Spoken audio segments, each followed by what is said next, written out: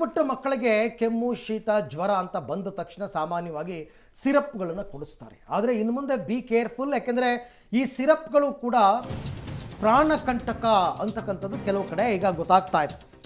ಆದರೆ ಸಿರಪ್ಪನ್ನು ತುಂಬ ಜನ ಯೂಸ್ ಮಾಡ್ತಾರೆ. ಮನೆಯಲ್ಲಿ ಮಕ್ಕಳಿರೋ ಮನೆಯಲ್ಲಿ ಸಿರಪ್ ಇಟ್ಕೊಂಡೇ ಇರ್ತಾರಪ್ಪ.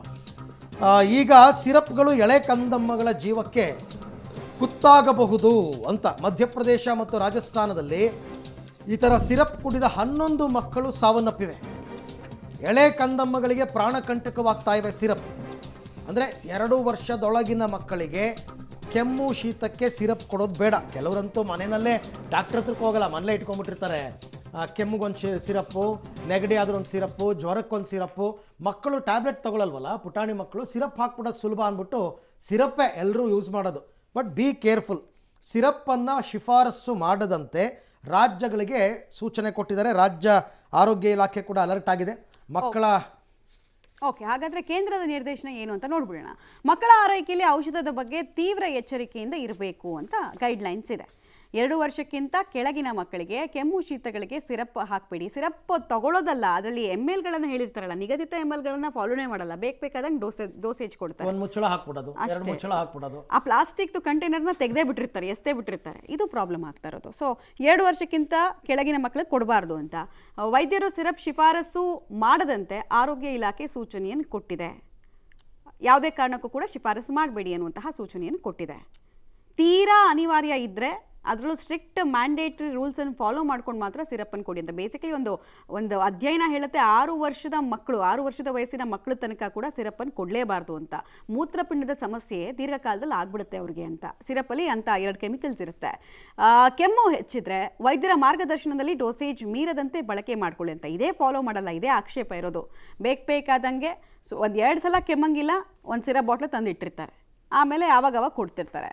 ಮಾಮೂಲಿ ಶೀತ ಜ್ವರಗಳಿಗೆ ಸಿರಪ್ ಬಳಕೆ ಬೇಡ ಅನ್ನುವಂತಹ ನಿರ್ದೇಶನವನ್ನು ಕೂಡ ಕೇಂದ್ರ ಕೊಟ್ಟಿದೆ. ಹಾಗೂ ಕೆಮ್ಮು ಮತ್ತು ಶೀತದ ಸಂದರ್ಭದಲ್ಲಿ ಡಿಹೈಡ್ರೇಟ್ ಆಗದಂತೆ ನೋಡ್ಕೊಳ್ಳಿ ಮಕ್ಕಳನ್ನು ಅಂತ.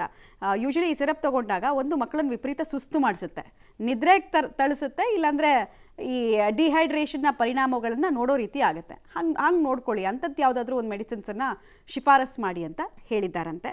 ನೋಡಿ, ನಾವು ಆಗಲೇ ಹೇಳ್ತಾ ಇದ್ವಲ್ಲ, 5 ವರ್ಷಕ್ಕಿಂತ ಕಡಿಮೆ ವಯಸ್ಸಿನವರಿಗೆ ಶಿಫಾರಸ್ ಮಾಡೋಕ್ಕೆ ಹೋಗಬೇಡಿ ಅಂತ. ಆ್ಯಕ್ಚುಲಿ ವಿಶ್ವ ಆರೋಗ್ಯ ಸಂಸ್ಥೆ ಕೂಡ ಈ ಗೈಡ್ಲೈನ್ಸನ್ನು ಎಲ್ರಿಗೂ ಕೊಟ್ಟಿದೆ. ಕೆಲ ದೇಶಗಳು ಫಾಲೋ ಮಾಡಲ್ಲ, ಕೆಲ ದೇಶಗಳು ಮಾಡುತ್ತೆ. ಮತ್ತು ಶೀತ ಕೆಮ್ಮು ತೀವ್ರತೆ ಇದ್ದರೆ ಮಾತ್ರ ವೈದ್ಯರ ಹತ್ರ ಹೋಗಿ ಸಲಹೆ ಪಡೆದು ಸಿರಪ್ಪನ್ನು ಬಳಕೆ ಮಾಡಿ ಅಂತ ಹೇಳಿದ್ದಾರೆ. ನಾನು ಕಾಫ್ ಸಿರಪ್ ಬಗ್ಗೆ ಮಾತಾಡ್ತಾ ಇದ್ದೀನಿ. ಇತ್ತೀಚೆಗೆ ರೀಸೆಂಟ್ ಆಗಿ ರಾಜಸ್ಥಾನ, ಮಧ್ಯಪ್ರದೇಶದಲ್ಲಿ ಕಾಫ್ ಸಿರಪ್ ತಗೊಂಡ್ಮೇಲೆ ಕೆಲವು ಡೆತ್ ಆಗಿದೆ. ಯೂಶುವಲಿ ನಾವು ಕಾಫ್ ಸಿರಪ್ ನ ಮಕ್ಕಳಲ್ಲಿ ಯೂಸ್ ಮಾಡ್ಬೇಕಾದ್ರೆ ಕೇರ್ಫುಲ್ ಆಗಿ ಯೂಸ್ ಮಾಡಬೇಕು. ಪರ್ಟಿಕ್ಯುಲರ್ಲಿ ಡೆಕ್ಸ್ಟ್ರೋಮೆಥಾರ್ಫಿನ್ ಬೇಸ್ಡ್ ಕಾಫ್ ಸಿರಪ್ಸ್ ನ ನಾವು ಲೆಸ್ ದೆನ್ 6 ಇಯರ್ಸ್ ಅಲ್ಲಿ ಯೂಸ್ ಮಾಡಲ್ಲ. ಬೇಸಿಕಲಿ ಏನಕ್ಕೆ ಅಂದ್ರೆ ಕಾರ್ಡಿಯಕ್ ರಿಲೇಟೆಡ್ ಸೈಡ್ ಎಫೆಕ್ಟ್ಸ್ ಇರುತ್ತೆ. ಅರಿಥ್ಮಿಯಾಸ್ ಆಗ್ಬೋದು, ಅಥವಾ ಸ್ಕಿಪ್ ಬೀಟ್ಸ್ ಆಗ್ಬೋದು, ಅಥವಾ CNS ರಿಲೇಟೆಡ್ ಡಿಜಿನೆಸ್ ಆಗ್ಬೋದು, ಕೆಲವೊಂದ್ಸಲ ಕೋಮಗೂ ಹೋಗ್ತಾರೆ. ಆದಷ್ಟು ನಾವು ಈ ಡೆಕ್ಸ್ಟ್ರೋಮೆಥಾರ್ಫಿನ್ ಬೇಸ್ಡ್ ಕಾಫ್ ಸಿರಪ್ ನ ನಾವು ಲೆಸ್ ದೆನ್ 6 ಇಯರ್ಸ್ ಮಕ್ಕಳಲ್ಲಿ ಯೂಸ್ ಮಾಡಲ್ಲ.